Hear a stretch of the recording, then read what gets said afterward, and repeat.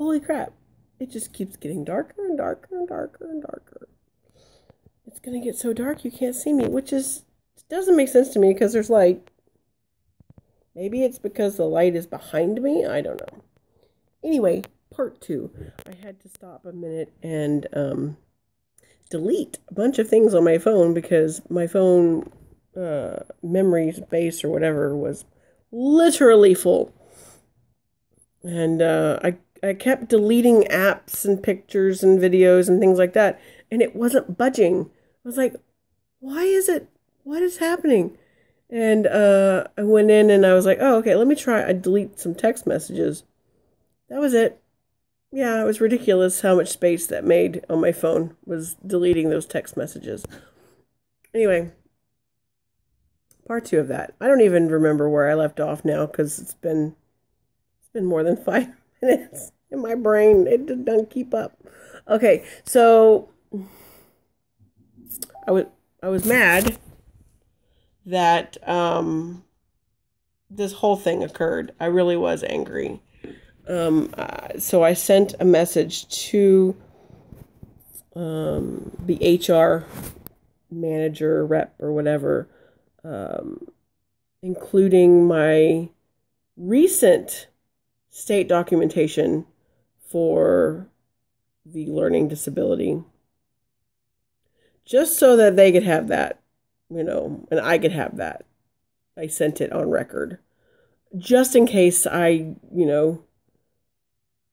got something up my rear and I decided to, be an asshole and file a claim with the EEOC. But I told the HR rep, I said, please don't consider this a letter of resignation. She said, I didn't want to quit.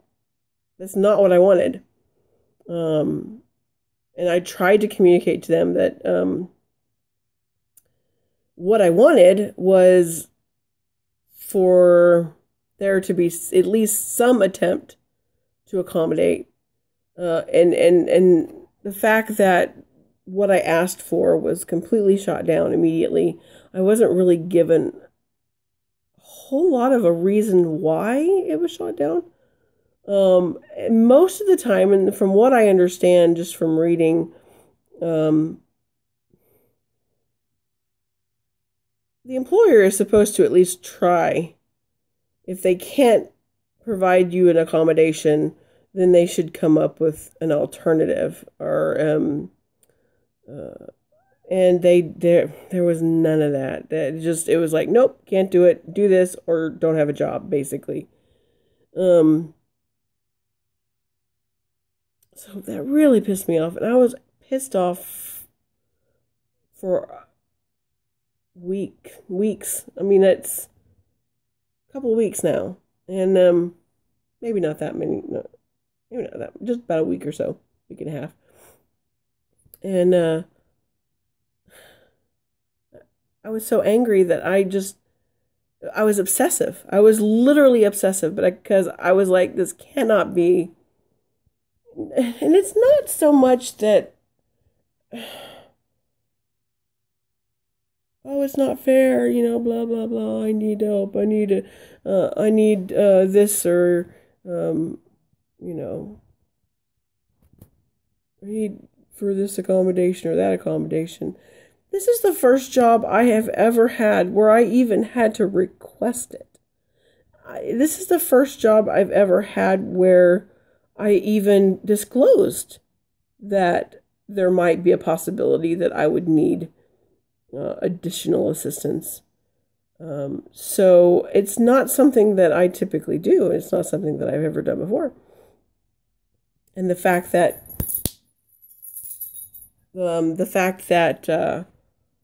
they were completely unwilling to work with me.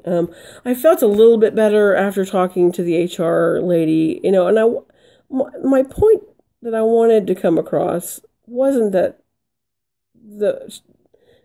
she was a bad trainer or that she didn't do a good job at what she was doing, but that maybe there should be, I don't know, some kind of training for them, I guess, if they run into that kind of a situation again. I don't know. I don't know. I mean, I shot myself in the foot for quitting, or for walking away, because had I not done that, and had I gone to HR first, it might have turned out differently. And they might have been able to work with me. But because I was hopeful that the trainer would work with me, I chose not to involve HR right away, because I felt like, okay, I've told my trainer, I've told her this is my issue, this is the problem that I'm having. I told her what I felt like would be the best thing for me in order to learn, and feel comfortable with doing the thing that they needed me to do or wanted me to do. And then, yeah, it was just like, sorry, can't do it. And I was like, sorry, I can't do it. What do we do now? I mean, we're at a complete standstill, because I am telling them that I do not feel like I have enough information, or that I have processed enough information in order to adequately assist customers. And unfortunately, at the time, I was in such a panic that I was not thinking straight. I literally was not thinking straight at all. And if I had been able to stay as clear-headed as I am now, I would have realized that I should have made it their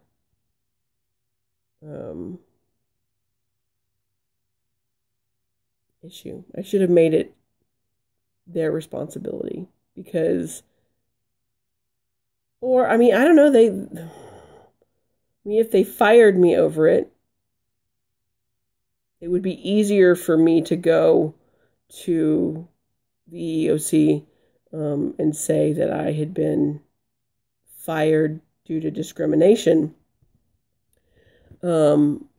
But I think that's what they kind of hoped all along, is that I would just kind of go away because I was creating an issue, a distraction, or whatever. So they got what they wanted. And I got unemployed again. Ooh.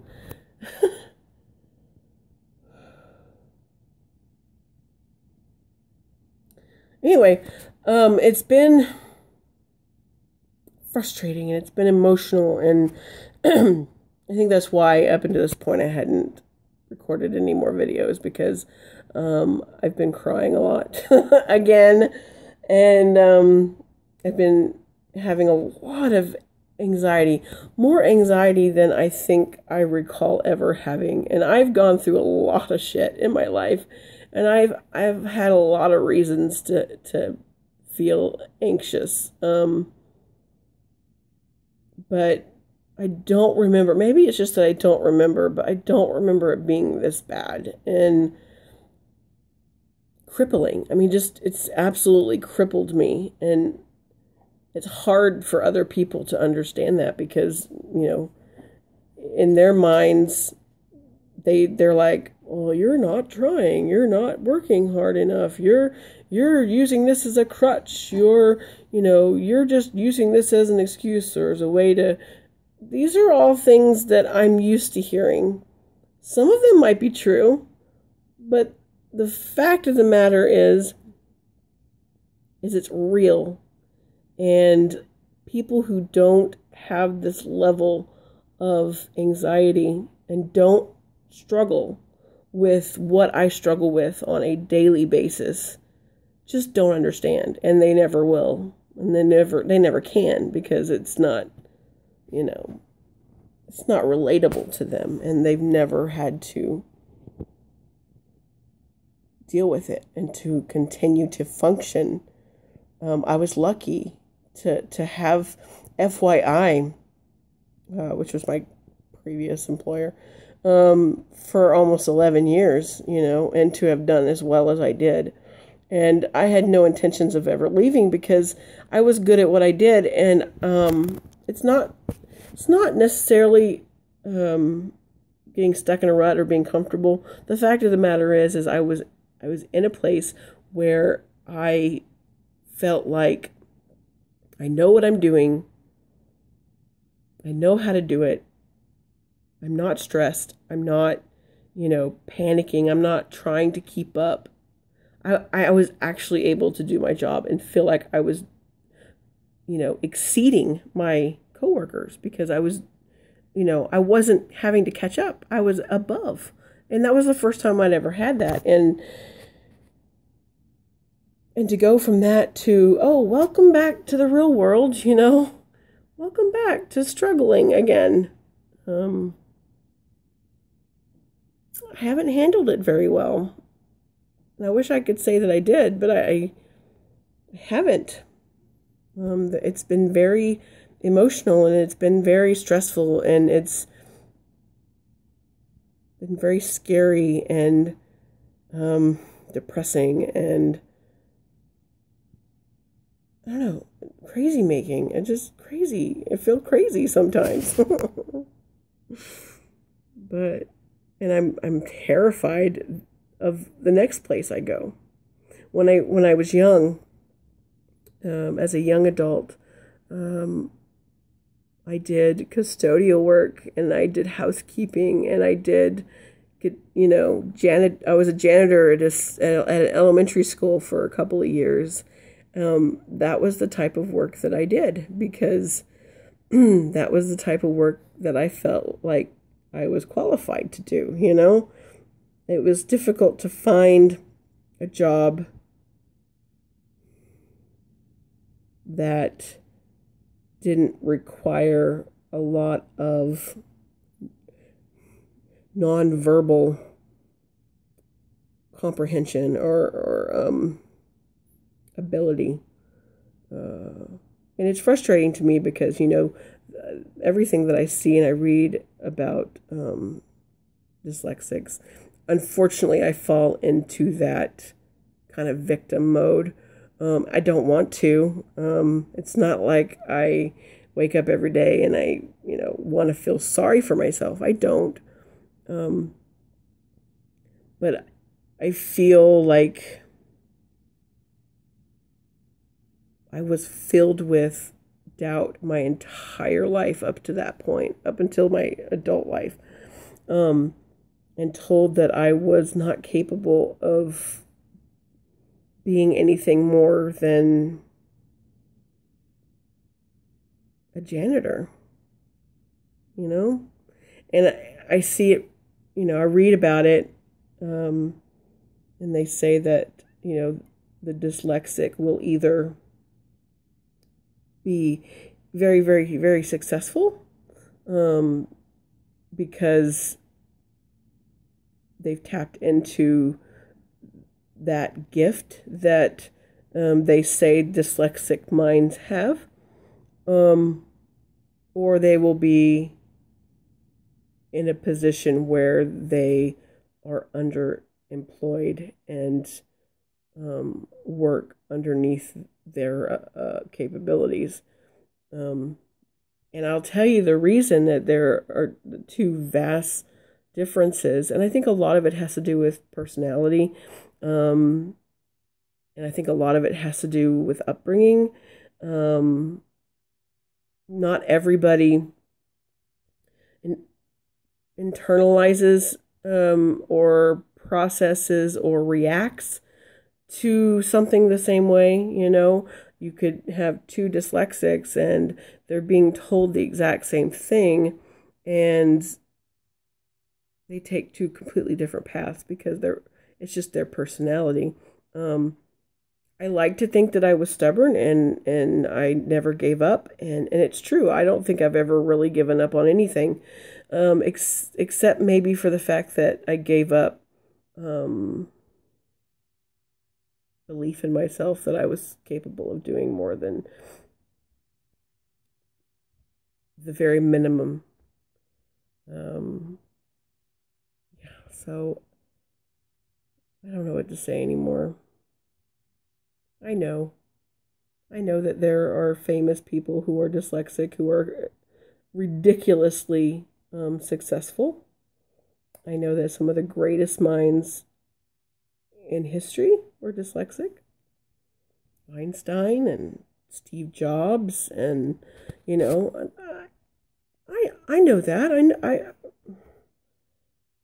I think that's what makes it even more frustrating for me, because it's like I want to be able to do that. I want to be able to have that. I want to be able to, tap into that process. But because I'm so crippled by I can't do anything. I'm literally frozen and I can't do anything. I'm stuck in that. And in the fear, I'm stuck in the fear of that, of failing and of making a mistake, or of being viewed as somebody who is of borderline or below average intelligence. And if you go strictly off of, my nonverbal scoring on my dyslexia testing, I am a borderline intelligence. But because they have to take into consideration both aspects of a person's intelligence, it's impossible to know. And I'm rambling. I just feel like I need to vent all this, and there's nowhere else to go. Boyfriend's tired of hearing it,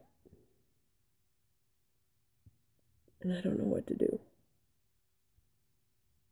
I'm 40 years old. I will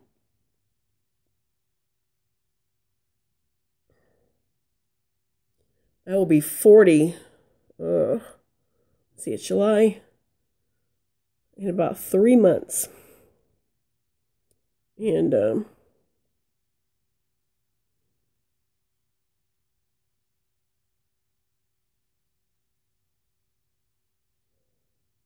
this is not where I want it to be.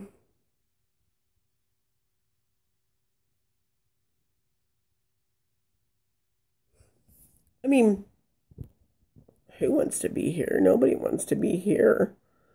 But I've lived in this space most of my life, and I still have dreams and aspirations, but I feel like I don't have the tools and I was never given the tools or the encouragement to do those things. And so now I'm 40, and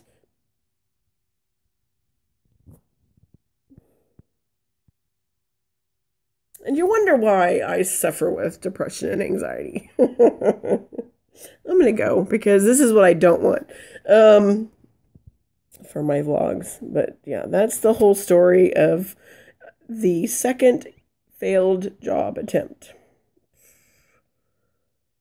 And failure after failure after failure. We'll see what happens next.